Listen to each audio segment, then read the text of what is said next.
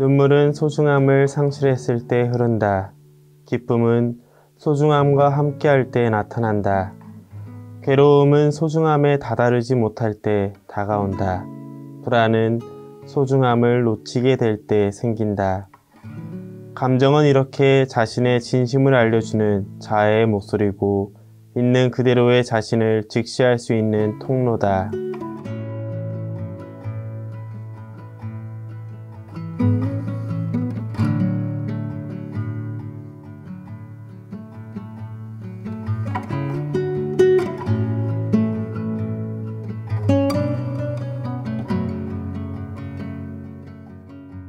안녕하세요, 가톨릭풍 여러분.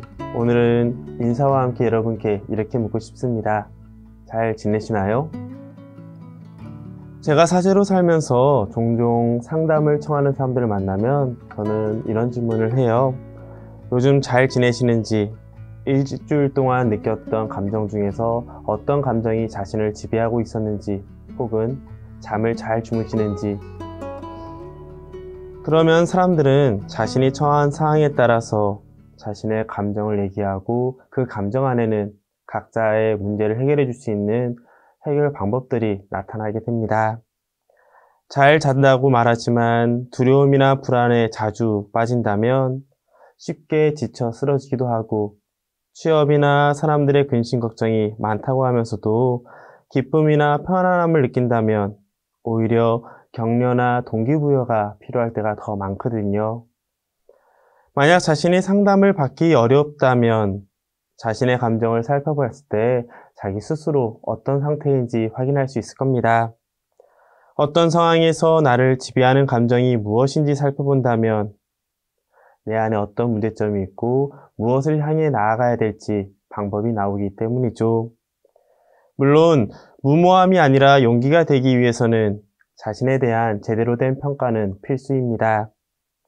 자기 자신을 잘 이해하고 있으면서 자기가 처한 상황에서도 잘 알고 있다면 자신이 가지고 있는 감정의 정도를 제대로 보고 그 안에서 답을 발견할 수 있습니다. 만약 그렇지 못한다면 우리는 자신이 가진 감정을 너무 과도하게 소비하거나 혹은 내 삶을 너무 지치게 만들게 합니다. 무감각하게 외면한다 하더라도 결국 자기 스스로를 속일 뿐 우리가 가진 감정은 있는 그대로 자신의 마음을 보여주기 때문이죠. 암 수술을 받는 사람이 전이 되지 않을지 두려움을 갖는 것은 당연합니다. 나이가 많다는 이유로 회사에서 해고 통보를 받은 사람이 먹고 살 걱정, 다른 걱정을 하며 두려움을 갖는 것도 당연합니다. 실제로 흐린 날들이 있습니다. 사람들이 흐린 날들이 오지 않도록 막으려고 노력했더라도 말입니다. 고통은 어디에나 존재합니다. 고통은 집도 가정도 가리지 않습니다. 고통은 무엇을 피하는 법도 모릅니다. 고통을 겪어본 사람은 앞으로도 계속 고통받을지 모른다는 불안, 아직 더 많은 고통을 겪을지도 모른다는 불안이 항상 있습니다.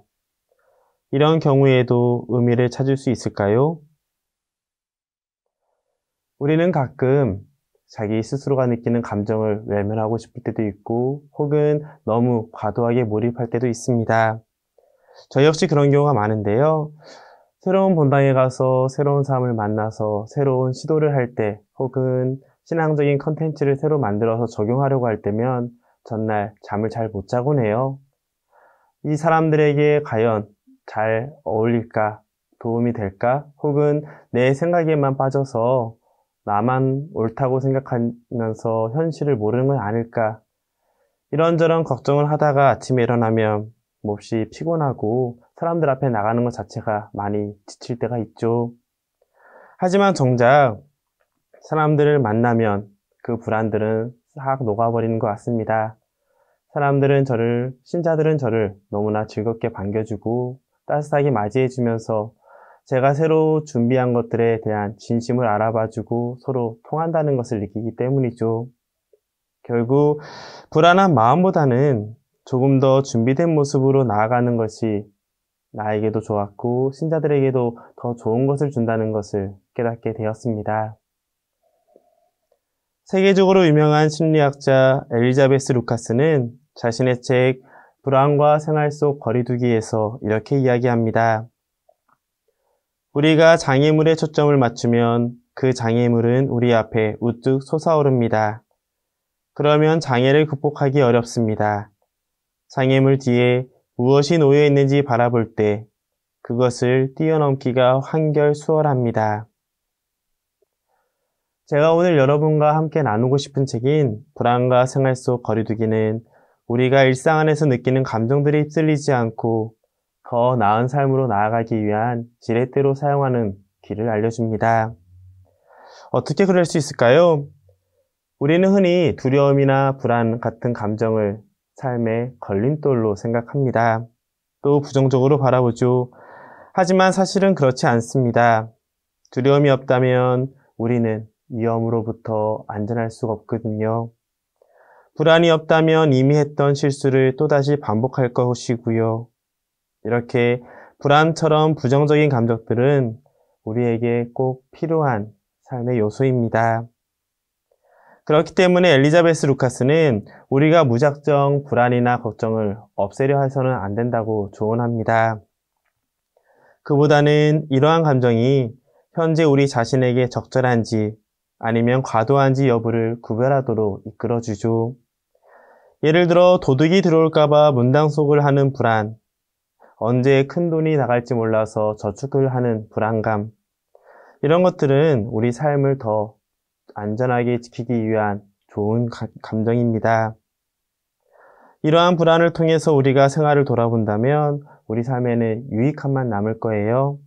하지만 도둑이 들어온다는 사실에만 얽매인다면, 너무 과도하게 불안하기만 한다면 현관문에 자물쇠를 아무리 많이 채워도 그 불안감은 없어지지 않을 겁니다. 오히려 더 불안해지겠죠.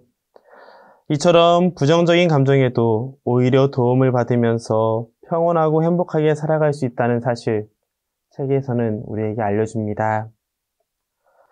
우리가 불안과 같은 감정을 유익하게 사용하려면 내가 무엇을 추구하는지 그 가치를 먼저 발견해야 돼요.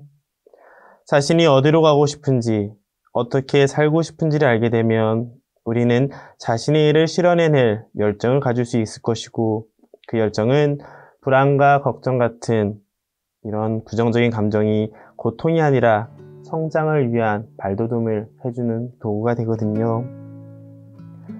부정적인 감정에 휩쓸리지 않고 지금 이 순간의 의미를 찾으려고 애쓰는 삶, 피할 수 없는 운명을 긍정적인 마음으로 수용하면서 삶의 의미에 다가가는 자신만의 태도를 만들어가는 행동, 이것이 바로 진정으로 불안을 이겨내면서 동시에 불안을 통해 진정한 자신의 삶을 살아가는 방식이 아닐까요? 시를 쓰는 재능이 없는 사람에게는 시를 쓰는 역할이 주어지지 않습니다. 음악적 재능이 없는 사람에게는 오페라를 작곡하는 역할이 주어지지 않습니다.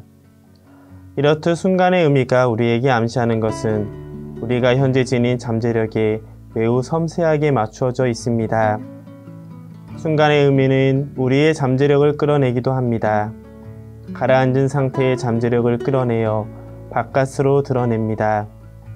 무엇을 위해 힘이 필요한지 인지하면 우리는 항상 힘을 얻을 수 있습니다. 힘은 의미의 외침을 통해 불이 붙습니다.